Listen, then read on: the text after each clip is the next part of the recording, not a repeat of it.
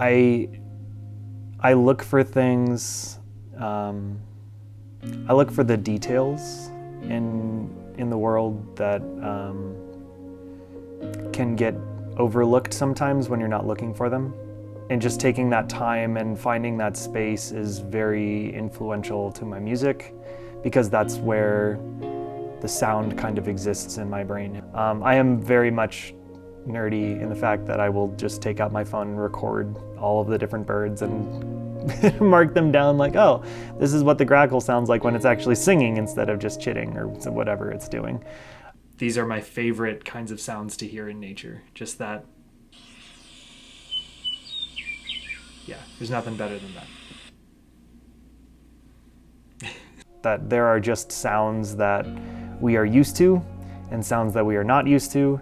And when we hear the familiar and the gentle and what we have as a paradigm of that thing, we embrace it. I'm really grateful to the Weld Community Foundation for jointly commissioning this work with the Greeley Philharmonic. And the Greeley Phil, they wanted a piece about Greeley. And I sat down with Lowell Graham, the conductor, and I just said, what are you envisioning for this piece? Like, what would it be that you would want?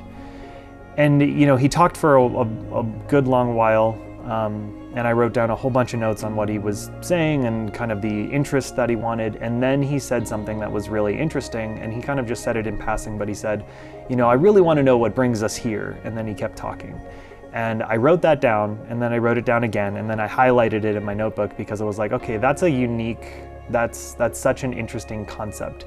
Pride is a poor word for this, but there's a sense of belonging, there's a sense of pride, there's a sense of ownership, but also of this kind of parental aspect to the area itself. And so that really got the ball rolling with what I wanted the piece to look like. I wanted an arc, a narrative arc that worked to tell a story, but also to illustrate the basic elements that people living here experienced. So the first movement is all about dreaming of utopia and the kind of, not only the sense of Nathan Meeker and Union Colony and establishing a utopia, but also this idea of what goes into a utopia. What were people striving for? What did they want out of life?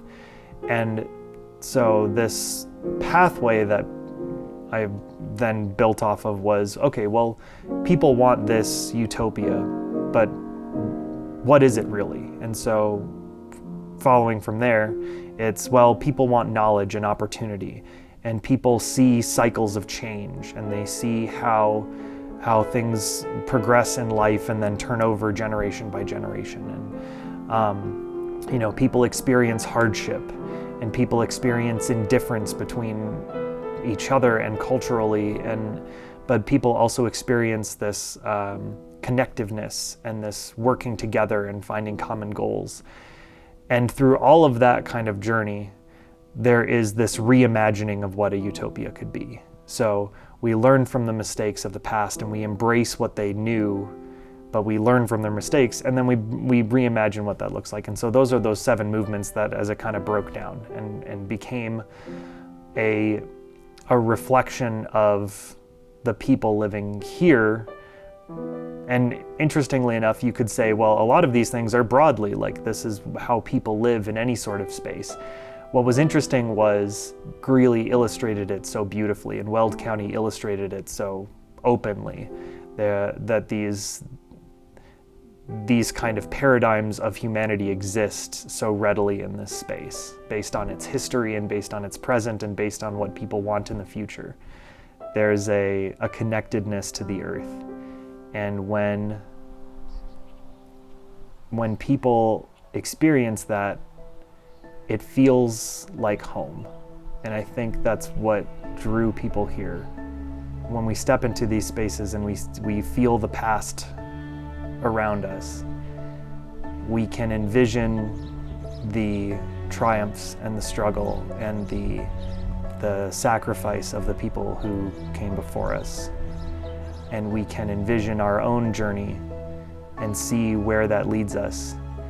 And then from there, we can pass on that legacy and that meaning to others who will move forward and continue that cycle, that movement towards reimagining utopia. There's so much in our world right now that is divisive and feels negative and feels like there's no common ground. And what I hope that this piece does is remind people that no, there's actually a lot of common ground. And the people who set up this area found that and lost it and found it and lost it and found it and lost it. But we can continue that journey and we can find it still. It's still there for us to have. And if we believe that it is there, then it is, because we make it so. So I hope that this piece gives people hope and inspires people to feel more connected in their community than they were before.